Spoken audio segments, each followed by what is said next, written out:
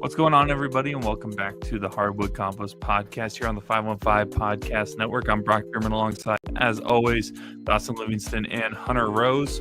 We're back here for another episode, first actual episode with actual basketball results in the column. We're in a resort, baby. We're in the resort. Basketball's back. Come on.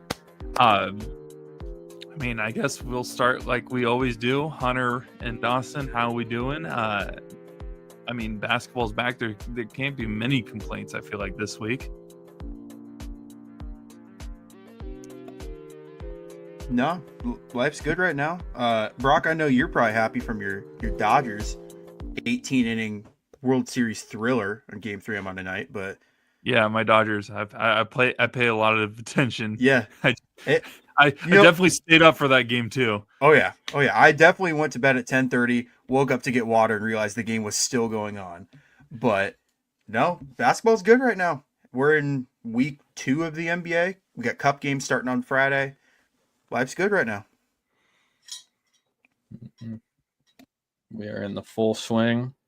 Bobby Portis is still on your basketball team. Yeah, we'll get there later. So is Kyle Kuzma. I'm sure we'll get there later. But yeah, dude, the Bucks are humming. I warned y'all they were gonna be humming, and they're humming. So we're cooking. So there's not much to complain about. There's some stuff to complain about, but there's not much to complain about. And we got college basketball coming up real soon too. Obviously, they're already doing like exhibition games and whatnot. But yep, we are really in the full swing of sports right now with the trifecta. Still, technically, last time we talked, the trifecta was happening, but really happening right now. So, yeah, you got the NFL trade deadline. The Between the Hashes podcast will already have an episode up by the time that this one is live. But make sure to tune into that if you're looking forward to NFL talk as well as just overall trade deadline conversations. I feel like that's going to be the bulk of that episode. Because I don't know why, and maybe I'm just drawing a blank. There weren't too many headlines revolving around last week's game, so it probably will be heavily with the trade deadline and what can come of that. But sticking with basketball here, yeah, pretty much every team has played at least 3 games. Most of them have played 4 or 5, and we've had some results that we thought were going to happen. We've seen some games go the exact opposite as well. I will say I do love that the first game of this season ended with the Oklahoma City Thunder winning almost kind of off of a foul and a couple of free throws. But also that was just an amazing game. Just to talk about, hit on that Thunder Rockets matchup real quick. That game did go into double overtime, and with the help of maybe the officials not teeing up Houston for a timeout that may or may not have been called by the Rockets, but still 125-124 was the final of that one, and the Thunder were able to get the win on that opening night, banner night for them. By the way, their banner was the most generic looking championship banner that I've ever seen, and not that it matters, but I feel like you got to have a look of some sort. It looked like they just went plain text logo, called it good. Bro, was I the only one that realized how wrinkly that banner was? I don't know, maybe my OCD was kicking in, but when they're bringing it up from the ground, could have put an iron to it a couple hours before. Yeah, it just drove me nuts when it was, because they had all the fans' attention, had the camera's attention, and it's slowly going up. I'm like, dude, this is really irritating. I will say that was a thing that happened. I think that's happened a lot. People just don't realize it as much, because the Celtics banner was also notably wrinkly when it went up, which credit to the broadcast this year for actually displaying the banner being put up in the rafters versus Boston, where they showed it and they just went immediately to commercial right after instead of the whole display. But yeah, I saw it was wrinkly again. I know that it sits in that little box, and you can only fold it up a certain way without it and you're still probably going to get wrinkles on it. But No, I will say I'll give them credit. Their championship rings looked pretty cool, and it wasn't. They didn't make it too big, which is like almost a common occurrence now with championship rings. I didn't think it was like overly like big. Like it's still, wearing that on your hand is going to be rough, but still it's not like a eyesore, or like not an eyesore. That's a bad way of putting it, but like it's not too big where like you can't at all put it on your hand, because there are championship rings where it's like you have to wear it, because a lot of them have turned that thing where you can wear it as a necklace now. That's the only way you can wear it now. But like the Thunder's rings, I thought looked pretty cool. Yeah. Great opening night. Not only that game, but game 2. That one was a little less entertaining, but still a great week of hoops so far. Nothing to complain thus far. Yeah. And to kind of kick us off here, we're probably going to do a new segment. We're going to come up with probably a better name for this, but right now we're going to refer to it as the good, the bad, and the ugly of what we saw in the past week or since the last episode. That's how we're going to phrase it, because, sometimes we come back earlier because of breaking news of some sort, or we might be off for a week because of scheduling, or there wasn't really much to talk about. So to start off with the good, the bad, and the ugly, I guess Dawson or Hunter, who wants to kick us off here with this segment? I'll start it off. I'll let Hunter have the floor because I know Hunter's got a pretty compact list that he wants to talk about. The good, the Chicago Bulls, the frisky Chicago Bulls, 3-0 thus far in the season. They're playing well. I mean, nothing to complain thus far. Sitting at second in the East right now. Wins haven't been that impressive, but I mean, Detroit, Orlando, and Atlanta, those aren't terrible teams in the East. They're playing well so far. Vucevic is just making his trade value this much higher for the Bulls. Josh Giddey's playing well after him getting that extension. My most improved pick, Montaz, he's taking his time. He's getting there, but he's averaging 13 points a game. But the Bulls are playing well. That is the good for me. Do you want me to go all three, and then we'll go to Hunter? Okay. The bad, the kind of an underrated storyline, Josh Hart. I don't know if you guys have peeped at Josh Hart's stats this year, but they're pretty bad. He's averaging less points per game than Tyler Kolek, who, let's be honest, Tyler Kolek's he's not a world beater for the New York Knicks. He's averaging 3.7 points per game. He is averaging 7 rebounds and 4 assists. I know he brings other stuff to the court besides the scoring, but his shooting splits are 22% from the floor and 11% from 3, which is pretty bad. And considering on some given nights he's the Knicks' 3rd or 4th best player from night to night, him starting off the way that this season has gone is not great for the Knicks. And the ugly that I have, and this isn't even a team aspect because this team is 4-0 sitting at number 1 in the East, is just Joel Embiid. He has played a little bit this year. He only's averaging 12 points a game. I don't know why ESPN is bugging, but he started 3 games. He's actually only played in 2, according to ESPN, but 12 points a game, 4 rebounds. He's the Sixers' 5th leading scorer. Maxey is carrying this team, but who would have thought that the Sixers would be 4-0 with no what's the word I'm looking for? I can't think of words are hard right now, but they're not getting any performance from Joel Embiid or Paul George right now, and they're still 4-0. Tyrese Maxey's balling out. Rookie VJ Edgecombe, which we'll get to later, is also playing like a stud. But yeah, that is my good, bad, and ugly for week 1 of the NBA.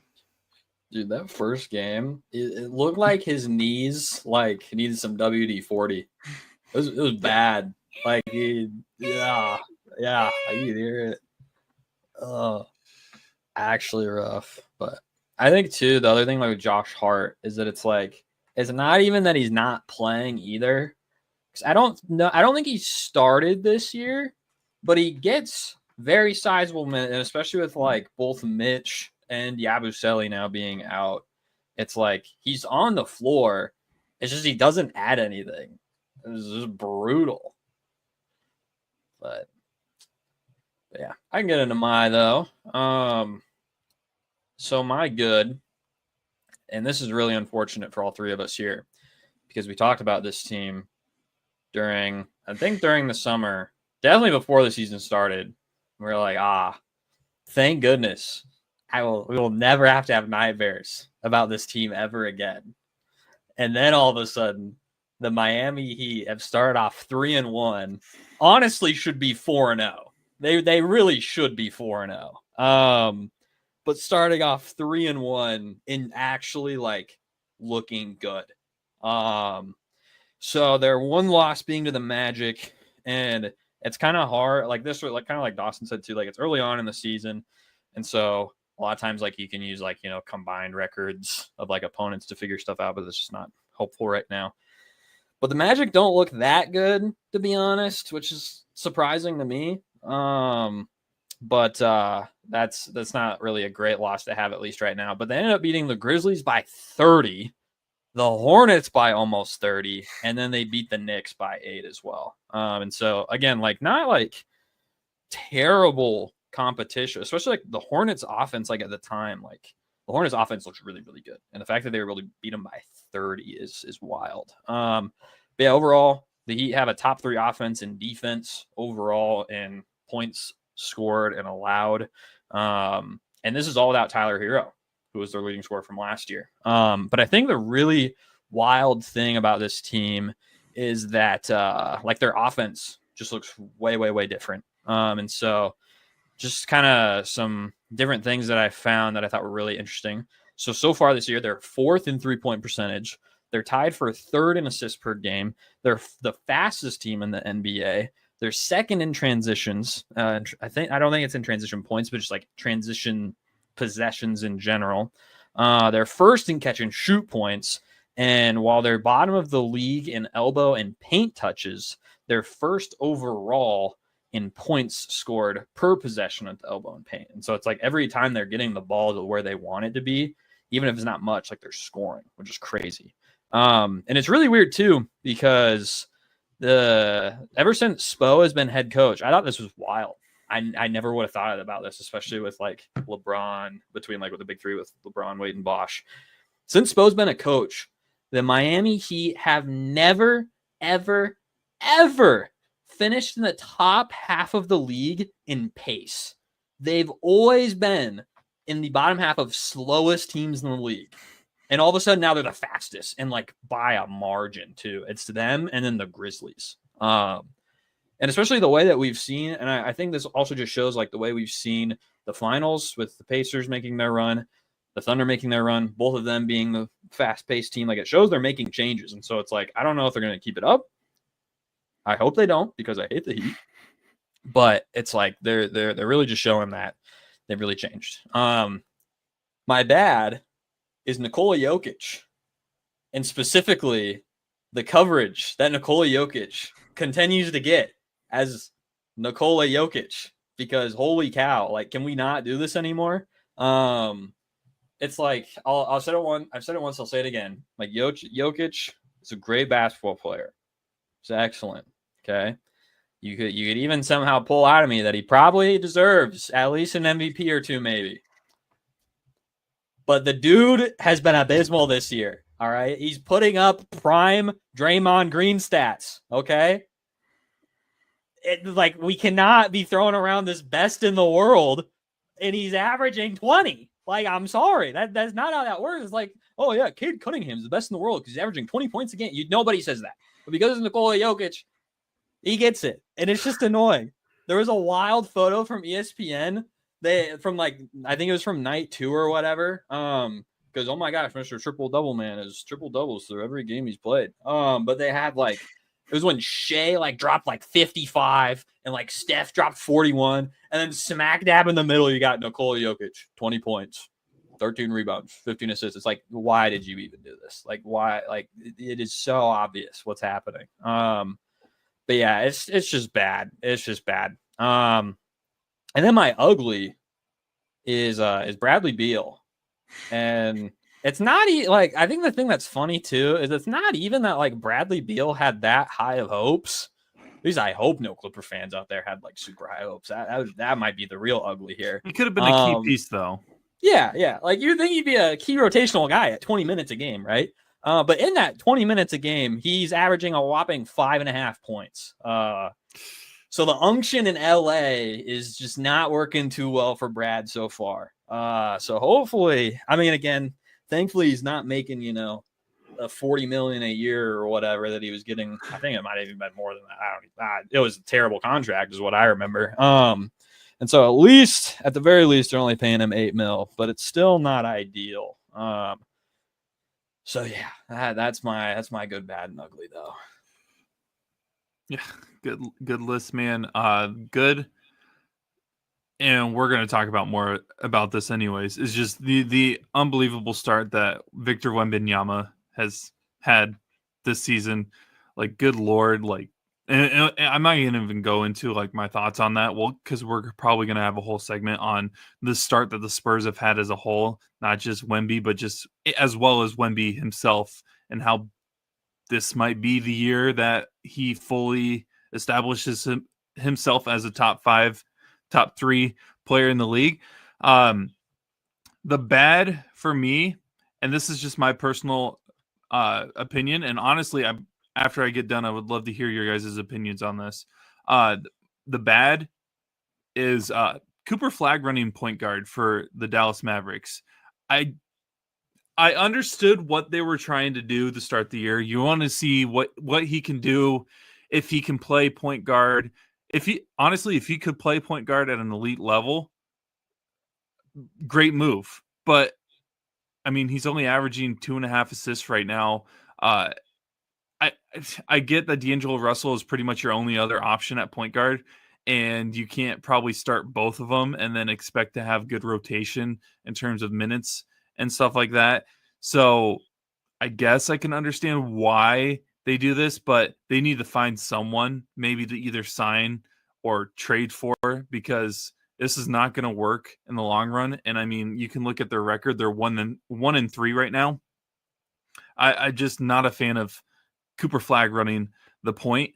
And then the ugly, that's do I want to hate on the Nets on how bad they, like, I know that they're going to be really bad, but like, what they have like a 16-point differential right now. They haven't won a game. They're giving up 130, 131 points a game on the defensive end of the ball. It's pretty ugly to watch Brooklyn basketball right now. I mean, there's a lot. Really, if you look at the hypothetical who would be out of the play-in, not even the playoffs, like the records right now, 4 games into the season, every team that's outside of 2 teams, Orlando and Houston, probably in my opinion, all of those teams have played not the greatest form of basketball, and I feel like they have a lot of work to do. So probably my ugly, not just being the Nets, the lower half of the league is really, like, there is a big gap between the playoff contenders and the teams that aren't even going to sniff the play-in game this year. So part of me wonders if there's going to be a really big race for that 10 spot and the play-in spot, more than who's going to make it into the playoffs in general versus who's going to make a play-in game, if that makes sense. So that's my good, bad, and ugly. Dude, the Nets are like that travel team that just has that one kid that just does nothing but just shoot and shoot and shoot and shoot and shoot and shoot. Yep. Like, he'll just do whatever he wants and shoot the ball, and then like, we just lost by 40. Like we're going home now. What? Can you pass the ball next time? He's like, no, I'm not gonna pass the ball. Are you kidding me? Why they got 2 guys like that. You guys suck. Yeah, literally. There's the 2 guys that are best friends too. They just want to see who can score more between them. It's crazy, man. They're not looking good at all. But I feel like one of the biggest headlines this year, or so far, is the production that Victor Wembanyama has been able to produce for the San Antonio Spurs.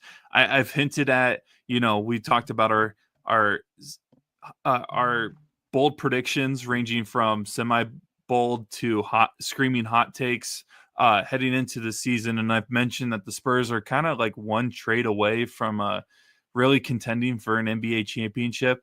And I mean, right now they have been playing some really, really good basketball. Don't they? Yeah, they lead the league right now in point differential, right? I believe so. They're definitely first just in like every offense. Like net, probably first definitely in net rating, first in offensive rating, probably like, top 3 defensive, if not first. And it's unbelievable what Victor Wembanyama has been able to do for them right now already. He's averaging 31 points a game, 12 defensive rebounds, 13.8 rebounds overall, and almost 5 blocks. 4.8 blocks currently, while also still getting a steal and a half. These are unbelievable numbers. Like that, and that's not even including all the other players who have also been putting up some relatively good numbers. Like Dylan Harper doesn't start for them, but is their 4th leading scorer right now. So not only do I want to hear your guys' opinions on what this season might be for Wembanyama by himself, but how good do you think this Spurs team actually could be this season? That's scary. It's scary because they're not even at full strength right now. Like no De'Aaron Fox, that he hasn't played in a couple games. Wemby is in year 3. I mean, we're still 3 or 4 games into Dylan Harper's rookie year, like you said, and Wemby is by far and away, through this point in the season, he's the best player in the league. It's not even up for debate, in my opinion. Brock, you said the numbers: 31 points a game, almost 14 rebounds, 3 assists too, for whatever that's worth, and 5 blocks.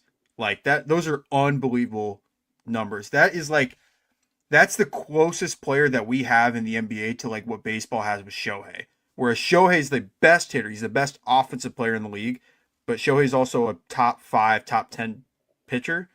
Victor, his offense might not be the best in the league, but he's by far and away the best defender I think the league has seen in a very, very long time. You don't have too many guys that average 5 blocks a game, which is pretty remarkable. And they have depth. I mean, like I said, Fox hasn't really been playing. They have Dylan Harper, who just doesn't even start from, only plays like 26 minutes a game. But the Spurs, they're 4-0, and I think they have the best points allowed by 5 points per game. Like, they're just unbelievable defensively right now, and Wemby is a huge part of that. I think the next closest is, the Clippers at 109 points a game given up, and they're at 104.5. So they're pretty substantially the best team, the defensive team in the league. And you got to remember that like the Spurs had a semi-decent season when Wemby was healthy last year, and then was out due to the blood clot situation towards the end of the year, and they just kind of fell off like you would probably expect. If you took Wemby off of this Spurs team right now, I think they'd still be competitive, but no way are they 4-0. And so I know that Dawson said he has proven that he's the best player in the league so far this season. I know Hunter kind of made a face. Hunter, do you want to kind of give your opinion on Wemby's production and overall the Spurs just success so far, and whether or not maybe Wembanyama is the best or not the best player in the league? Yeah, he's definitely like, I think he's for sure like top 3, if not top 2. But there's a man in the Midwest currently averaging more points and rebounds and assists with a worse roster. What about blocks? Probably get there later. See, the blocks thing is crazy for Wemby because, like, I'm pretty sure that first game he only had 2 blocks, and so I know the next one I think he had 10. So the next one he had like 6 or he has more 7, blocks maybe? than 20 NBA teams. That's just crazy. That's unbelievable. Actually, He has more blocks than 20 different NBA teams thus far. But the fact that like Dawson said, the fact they're doing this without De'Aaron Fox is wild. And I think it honestly, like, especially with like the trade that Brock kind of threw out before the year even started, I think really it's almost so solidified that it has to happen now because they're doing this without Fox. And if Dylan Harper continues what he's doing, all of a sudden there is an odd man out between De'Aaron Fox, a proven all-star, Dylan Harper, the arguable next rookie of the year, and Stephon Castle, who was last year's rookie of the year. And I think the odd man out has to be Stephon Castle, who's still averaging like 18 a game for them right now, which is nuts because they're, especially with a guard shortage right now. And I think that's something like Brock mentioned with the Mavericks, but you see that even in Toronto, you see that in Houston, you see across the league, like people are realizing you can't just put whoever you want at point guard and expect something to work. And with Stephon Castle, there is like the big question mark. He's currently leading the league at 6 turnovers a game, which is not good at all, especially for a point guard. But he's still great is the thing. And especially for a young guy being in his second year, like that's something you can fix. But the fact of the matter is that means they can move one of these guys for somebody else and bring in, which is scary to think about who that could be. It's probably going to take more than that because he's on a rookie deal. But still, it is scary. I'm really excited to see like what they can do moving forward, because so far, obviously, like, yeah, they have this crazy differential, but their wins include the Mavericks, the Pelicans, the Nets, and the Raptors. And it's not to say it's not impressive that they're 4-0, because they are ahead of schedule on being this good. But they have a real honestly, you could argue probably if the opening night were not as good as it is, you could argue the upcoming game between them and Miami could be game of the year so far. And so I am interested to see what their schedule coming up is going to look like for them. For example, it looks like Houston early on in November, Golden State in the middle of the month, who's also looking really good, Denver at the end of the month. And so it might be a little bit until we start seeing, especially as, potentially get wore down, potentially as they go against harder competition. I'm intrigued to see how they'll fit, but still at the same time, like when your leading scorer is a, 7'5" phenom who can do anything on the floor, it's like, it's just a nightmare matchup wherever. And so if the rest of the team can simply do their job and make a shot here or there, or even bigger probably is win the minutes that Wemby's not playing. Like, this is a team that all of a sudden very well could end up in a Western Conference Finals, and not easily, but as a top seed with home court advantage, which is wild to think about that. We're already thinking about that in year 3 for Wemby. So it is scary to think about. It's so like, this is the fun part about NBA or just like professional sports in general, because how good this roster is right now. And you mentioned the odd man out thing where like you could see one of the 3-point guards getting traded, and you almost feel like it has to happen for them to really take that next step in terms of contending. But also, if you're a team trading with them, yeah, you might be benefiting from getting this point guard that could be great for your team and maybe put you in title contention. But imagine sending one of your, like, whatever team it may be, like a borderline all-star or even maybe an all-star stretch 4 or 3 position player to San Antonio, who already has arguably one of the best players in the league right now, and 2 other point guards that are going to be able to give them the ball as well. Like that's just like, it's going to be hard to be able to do that. And honestly, Dallas might be the best team to look at in terms of giving a point guard up, because he's not like a huge asset, but like maybe having a player like Klay Thompson kind of sitting in the corner where you don't need to worry about him running the court or anything or having to handle the ball, but you can still run those actions with Wemby and insert any point guard, and you have an option to dump it off to him in the corner for 3 might be a good option. I don't know what the whole contract situation, or if that's even feasible with trades or whatever, but that's something to look at. Yeah, I've almost would look for a 3 guard, a player that can play both the 2 and the 3, maybe someone that can even play between the 2 and the 4 as well. But someone that can almost sit in the corner or run around the arc as a 3-point specialist for them, just because, you got someone that's dominant inside and can stretch to the floor, and Wemby, you got a bunch of point guards that can score as well in different ways. Now you just kind of need that like specialist, I feel like, from three. I feel like, think. Oh, sorry, Hunter. No, go. You go. But I feel like if you're making a trade with San Antonio, you got to get a pretty hefty player back if you're trading a guy like Castle. Castle just won Rookie of the Year. So I would almost think the player you get back, if it's not just like straight up like rotation players and picks, I'm looking at like Toronto. Because Toronto's just the island of misfit toys when it comes to their wings. You're telling me Scotty Barnes is going to be playing? Honestly, I don't think Ingram's a good fit because Ingram can't defend anyone. I think Ingram has his stock in terms of being able to be traded with someone that has a high potential has kind of sailed. Like I feel like he's kind of like he can still contribute to a really good team. I just don't think he is what he was 2 years ago. He's making a little bit too much money right now. Yeah, that seems to be like, let's bring you in. Like if there is a team that doesn't need defense, you have a 7'5" guy who can get from the 3-point line to the paint in about 2 steps. And he's actually willing to take those 2 steps, unlike some other players in the league. And so if there is a position to put a hole at, it would be that one.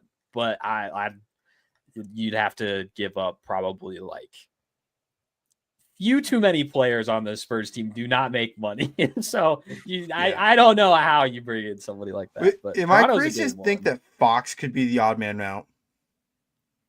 And I know they just gave Fox the deal, but why couldn't you theoretically trade Fox and picks for like a Scotty Barnes, I don't know, Jakob Poeltl package or something along the lines of that?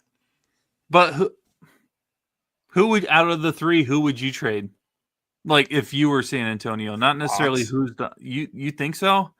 I don't know, man. Castle's really good. I know he's got a turnover issue, and Harper, you can't give up on Harper yet because we've seen 4 games of Harper. Oh no, I think Harper is probably the most safe, like the safest person right now. I don't know if you can give up Fox, man.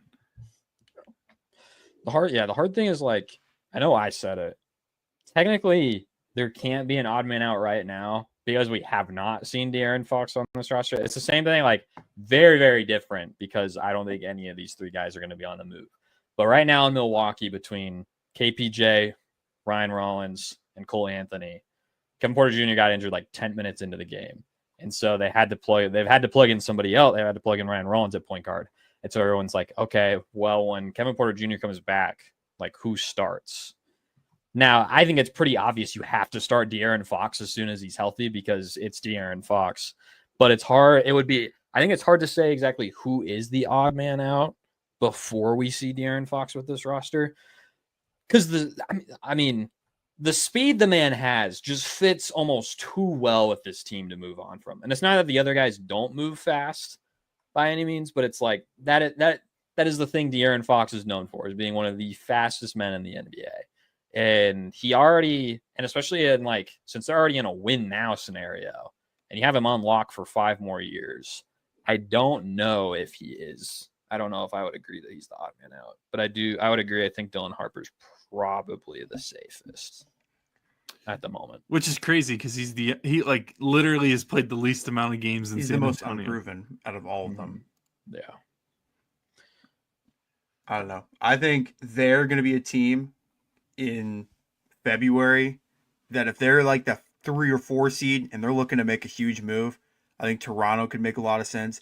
I think Utah with Lauri Markkanen could make a bunch of sense because Utah just wants to be bad. Like they don't want to compete. Only thing about Markkanen is like, I feel like, and this is why I don't think Giannis would fit in. Not that I'm saying that Giannis would get traded to San Antonio, which, by the way, if anyone that still thinks Giannis is getting traded, make sure you go watch some of the highlights from over the past weekend, and then tell me that he's going to get traded. But anyways, that's what, like, a player that almost like does better in either posting up or on the drive, I don't know fits this San Antonio team personally.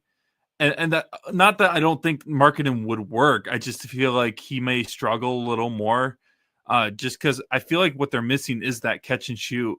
Not necessarily catch and shoot, but the guy that like almost can rely on the 15-footer to three-point range. But what do I know? I'm just a guy that lives in Iowa that isn't coaching an NBA team, so I don't know anything, I guess. Yeah, Dude, the weird thing with marketing, the weird thing with marketing, again, it's like the same thing with the Raptors. And I think this is more stupid because it makes way more sense to sort of marketing. They just gave him way too much money again after being like, yeah, let's tank for this guy that just came to BYU. And then you threw $50 million a year at a guy to be bad. Why would you do that? That is malpractice.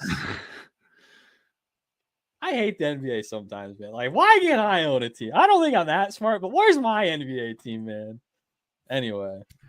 I would say if things didn't happen the way they did this offseason, I bet you San Antonio would be calling Memphis to see if they could potentially get a guy in Desmond Bane, but he's currently playing in Orlando, which kind of leads to another topic that I know that we wanted to hit on, and it's really been the slow start and noticeable slow start from the Orlando Magic, led by Paolo Banchero, who Hunter in his bold takes this season mentioned how Banchero would finish top 5 in his MVP voting this season. So the Magic 1-3, they have a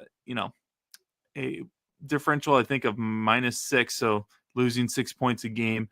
They have played, though, a pretty difficult schedule when you look at the records right now in the NBA.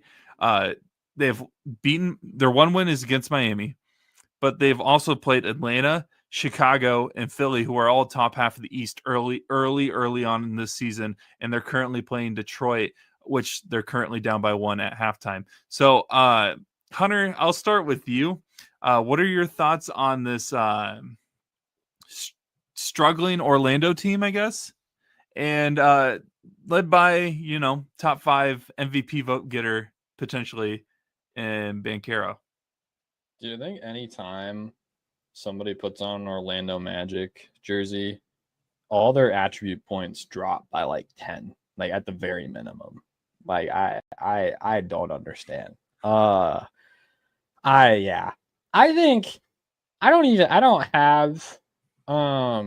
didn't look too much into all the statistics on what makes them so bad.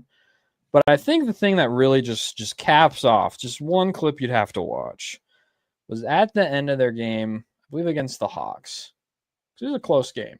I'll pull up the game here. I believe it was a pretty close game, but you're getting close to the end of it, and it's kind of anyone's game to do whatever. And the ball ends up in Paolo Banchero's hands with like 15 seconds left on the clock.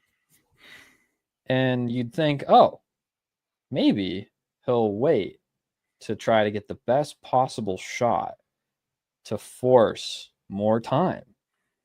And instead what he does is he takes about 2 dribbles, roughly backwards, not even just to the side, almost backwards, and does a fadeaway 30-footer with 7 seconds left. This is the most boneheaded thing. I've watched Kyle Kuzma play on my basketball team. I've watched Bobby Portis play on my basketball team. I watched J.R. Smith dribble out the ball when the game was tied in the NBA Finals. And yet he pulled one of the most boneheaded mistakes I've ever seen in the National Basketball Association. Why? It's infuriating. It's truly infuriating. Mostly for my own sanity, because I said this in a text message to our group. He's closer to being out of the league before he finishes top 5 in points, which that is an exaggeration. That is not true at all. But nonetheless, I think the biggest thing is just like identity on this team. I think they're still trying to figure that out. Desmond Bane is a great guy to bring in. Unfortunately, we are still continuing to learn the thing that just because you bring in one guy who's really good at one thing does not make the entire team better at that one thing. Their shooting is not terrific still.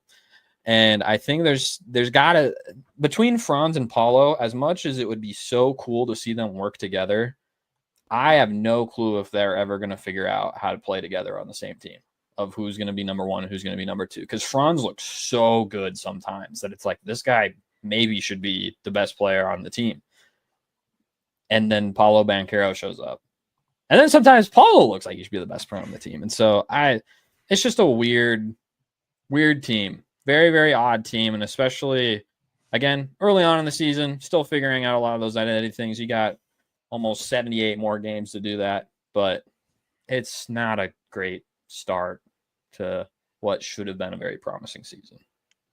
I have those Magic stats that you wanted to hear about. Uh-oh. So the Magic are dead last in 3-pointers made per game at 8. Teams around that number. We have the Pelicans. We have the Mavericks.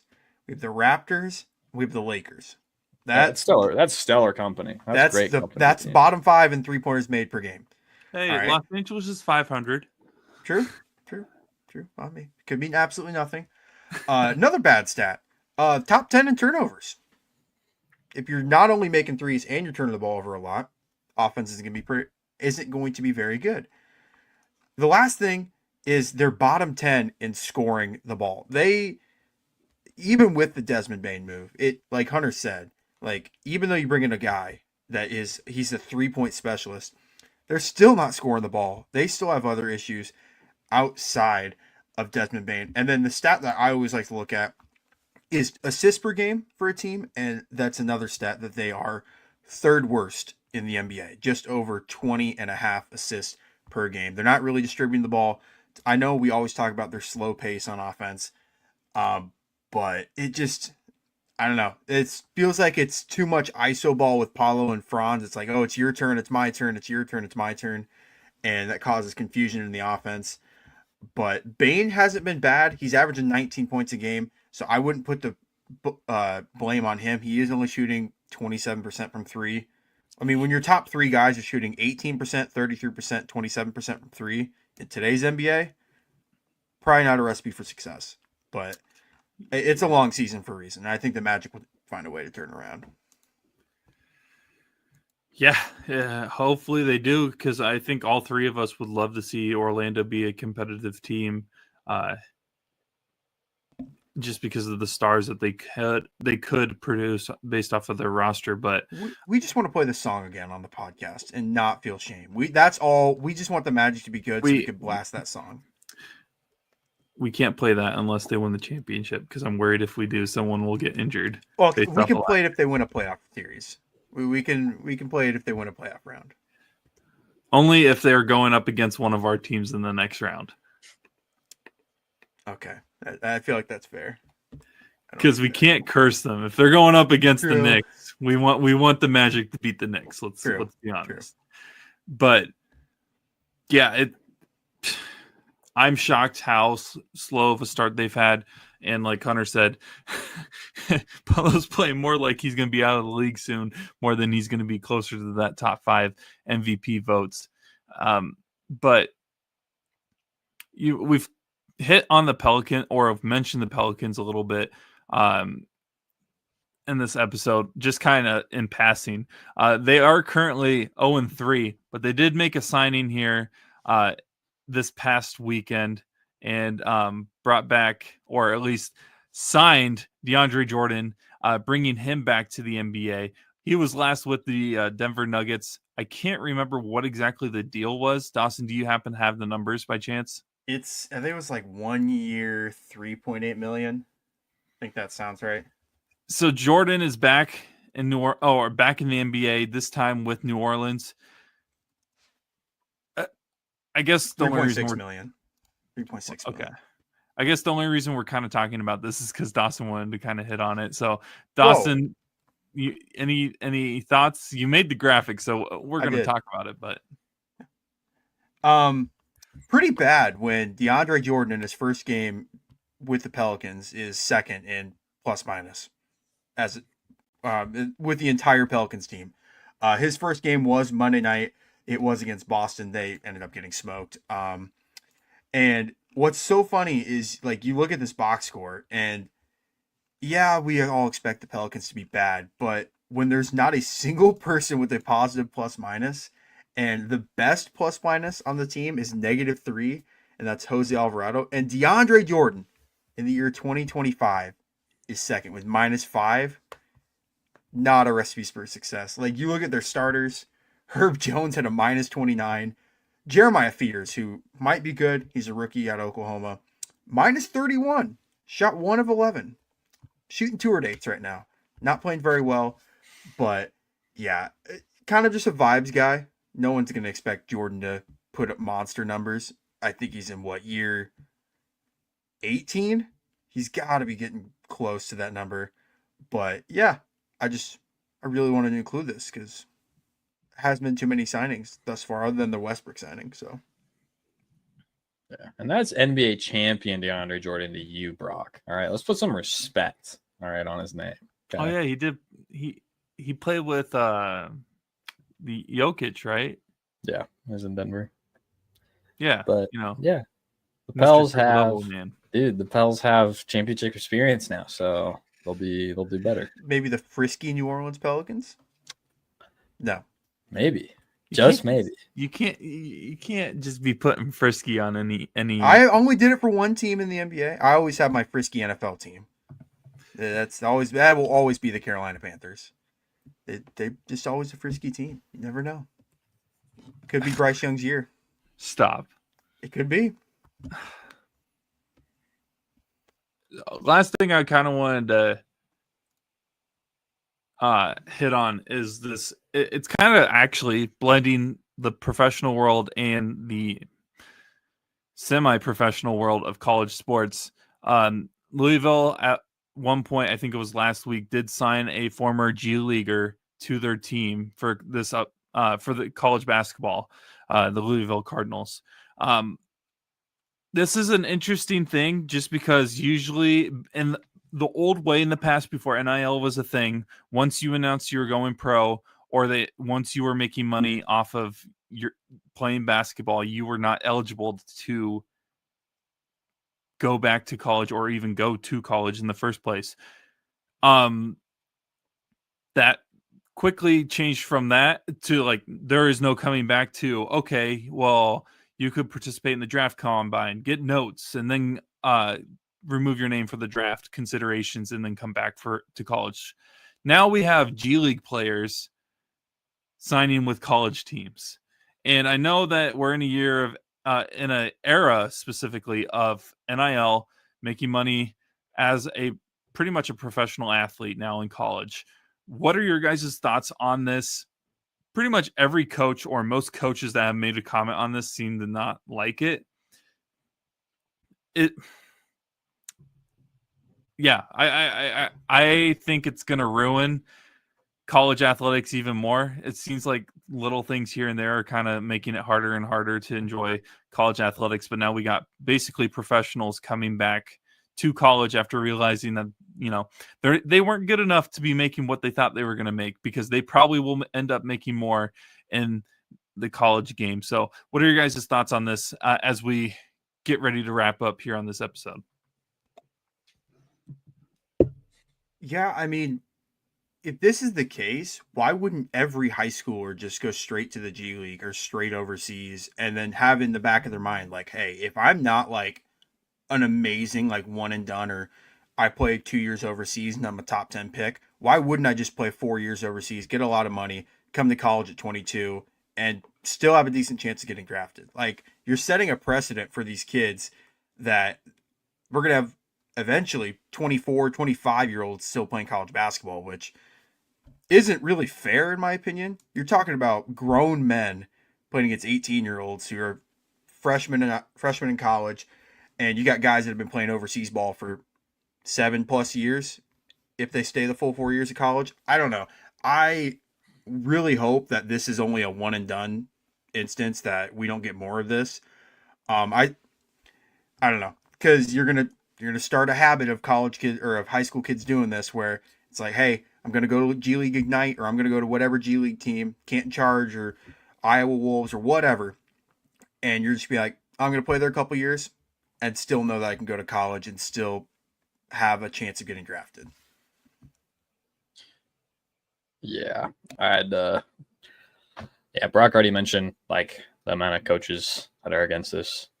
So before I say who this is, just hold your opinions on this person in general. But Tom Izzo had a very good way of talking about it. That also Dawson even touched on as well. But when he was asked about it, said, well, what about the freshman you recruited there? That's somebody's son, and he thinks he's got himself a good place.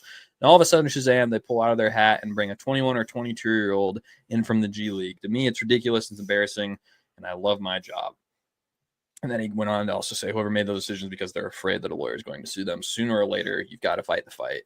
Maybe I'm the dummy, but I'll never agree to that stuff. And that's just the thing. Like Dawson said, I'll just echo it again. Like I just don't think it is fair to these high school seniors. Like, let's keep in mind, like these are still kids coming out of high school that coming in to the NCAA to, whether it's to go to the NBA or whether it's literally just to be able to pay for their college in another way. It just is not fair to bring in some person who made it to G League, which that's still respectable. I have nothing against I have nothing against the guys in the G League that are still looking for opportunities to continue to play basketball and continue to try to set themselves up for the future. But I'm very disappointed in how the NCAA is just kind of like, yeah, you know, like that seems reasonable to let them just kind of walk in and play at the same exact level that these quiet literal kids are coming in to play. It just seems silly. Like, it's just like who thought this was actually a good idea? I don't get it. So yeah, I'm sure there is some world or universe where it's like, I don't know, you get, like Dawson said, it's like if anyone can go from high school to the G League, you know, if you get some 19-year-old that's in like, well, shoot, this was terrible. Like, I would rather go to college. I think there's an argument there. But I feel like that's such a specific instance and probably has to do more with their age rather than the fact that they haven't used up any eligibility in the NCAA. That probably goes to allowing that. Yeah. So the NCAA right now is just a mess in terms of like eligibility with things, because you got like 28-year-olds, it seems like now, still playing college football. And I mean, I think Nick Saban has even made a comment on this G League situation. And, you know, I mean, Nick Saban pretty much hates everything about the current format of college football, but like made me start thinking about college football and like, can a player that still has a year or two of eligibility who gets cut from the practice squad go back to any school if they get offered? Like, I don't like, because if it's going to happen in basketball, sure as hell is going to happen in football at some point. So it was just a weird thing, and I feel like it's kind of been swept under the rug a little bit, probably because, you know, no one really fully pays attention to college basketball in terms of preseason stuff. Once the season kicks off, or tips off, I guess is a better word for that, people really start paying attention to everything. And I feel like this should be a bigger like headline than it actually is. And I mean, Rick Pitino said at one point that, you know, they're not even recruiting high school seniors anymore. They're just looking at the portal, which, like Hunter said, like that's it's just going to make the game even harder for those high schoolers to be able to make it and make a name for themselves. So any final comments, topics, or anything that you guys wanted to touch on before we sign off here? As we speak, the Nets are down 17 points, so it looks like they will not be picking up their first win tonight. Woo! Just wanted to throw that out there. It does not look like they're going to pick up a win tonight. We are recording here on October 29th, Wednesday. It's currently 7:37 Central Time. Boston's up 12 against Cleveland. I can't wait for them to blow that 12-point lead in the fourth quarter. Final 5 You take minutes. that back. You take that back. It's just, you know, I think I've been a fan for a couple of years to know that that's a possibility. But yeah, if you guys don't have anything, we'll sign off here. Be on the lookout for more content on our social media pages. I think Hunter is going to start kind of like a Monday headlines type content series here. Maybe every week, maybe every other week, depending on the situation. And then, as you saw on our Instagram page, if there is some sort of breaking news, even if it is kind of more of the entertainment aspect, Hunter will probably end up making a little video that we'll end up posting. We won't, if you haven't noticed, we will not be touching on the issues involving the gambling situation, just because we have no sources, so we can't comment on that situation really due to legal stuff. So for Hunter Rose and Dawson Livingston, I'm Brock Beerman. We are the Hardwood Convos crew here on the 515 Podcast Network. Make sure to subscribe. Tune into all of our shows. We'll have a Between the Hashes podcast that's already posted, actually, by the time you're viewing this. So as Hunter and Dawson are saluting you guys, enjoy the games this week, and we'll see you next week.